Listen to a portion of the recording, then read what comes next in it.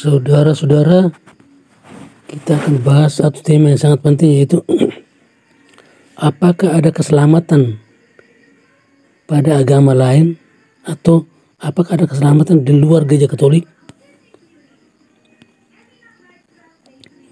Semua diselamatkan oleh karena Kristus.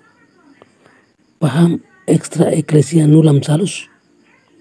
Di luar gereja tidak ada keselamatan yang kerap didengungkan sejak abad awal gereja berdiri, perlu dimaknai secara baru.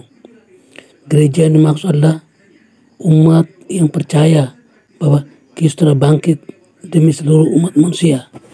Oleh karena Kristus tidak pernah maksud kebangkitannya bagi umat tertentu. Mari kita meyakini bahwa Kristus telah bangkit demi seluruh umat manusia dan termasuk umat beragama lain. Lalu bagaimana mereka yang tidak percaya diselamatkan? Pertama, melalui kesaksian hidup kita. Lalu selanjutnya Allah akan berkarya dengan cara yang tidak pernah dapat kita pikirkan. Percikan kebenaran di agama lain terkait relasi gereja Katolik dengan umat agama lain dalam Konsili Vatikan kedua dapat dijelaskan secara ringkas dalam 3 tesis. Pertama, setiap dokumen KV2 yang berbicara tentang kemungkinan keselamatan bagi semua orang yang bersikap baik dan benar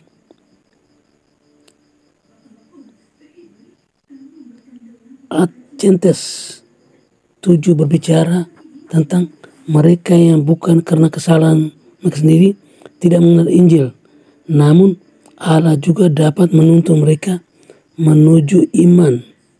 KV2 menegaskan karya Roh Kudus yang menguniversalkan misteri Paskah Kristus sehingga menyentuh semua orang.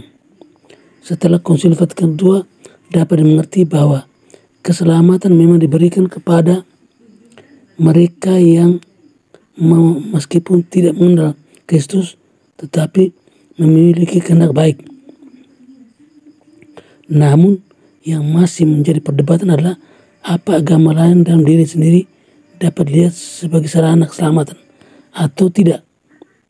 Tentang hal ini rupanya dalam Konsili Vatikan kedua membiarkan agar pertanyaan tersebut mendapat jawaban yang tetap terbuka. Dengan kata lain, tidak ada patokan atau kesepakatan yang khusus. Pernyataan ini bukan karena Katolik tidak memiliki sikap, tetapi menghargai pemaknaan dan perkembangan iman masing-masing umat Katolik. Kedua,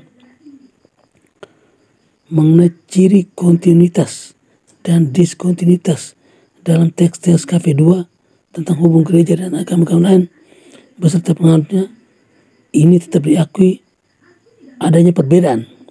Namun, terdapat pengakuan yang jelas akan segala hal yang baik yang ada dalam berbagai agama. Hal ini dipaparkan dalam Nostra Aetate Art 2. Ketiga, dalam setiap agama, segala sesuatu yang benar dan baik oleh KV2 dipandang sebagai persiapan kepenuhan Injil. Oleh karena itu, misi masih sangat dibutuhkan, namun harus dilakukan dengan disposisi batin yang pas, itu tahu konteks dan cara bersikap rendah hati dan penuh penghargaan terhadap budaya dan agama lain. Beriman Katolik, dengan demikian bila semua akan diselamatkan, untuk apa beriman Katolik? Syukur kepada Allah bahwa Allah berkenan menyelamatkan semua orang melalui salib Yesus dan kebangkitannya. Namun tidak semua memahami hal tersebut. Beriman Katolik berarti mengetahui rahasia keselamatan itu dan merayakannya dalam perjumpaan gereja dan Ekaristi. Kalau beriman diumpamakan sebagai sebuah perjalanan menuju kembali ke rumah, maka beriman Katolik berarti kita berjalan bersama Yesus, Maria, mereka pelindung, Santo Santa, dan dengan kepercayaan bahwa kita pasti akan sampai ke rumah tujuan. Hal ini akan membuat kita menjalani hidup dengan penuh kegembiraan dan rasa syukur karena percaya bahwa hidup kita telah diselamatkan.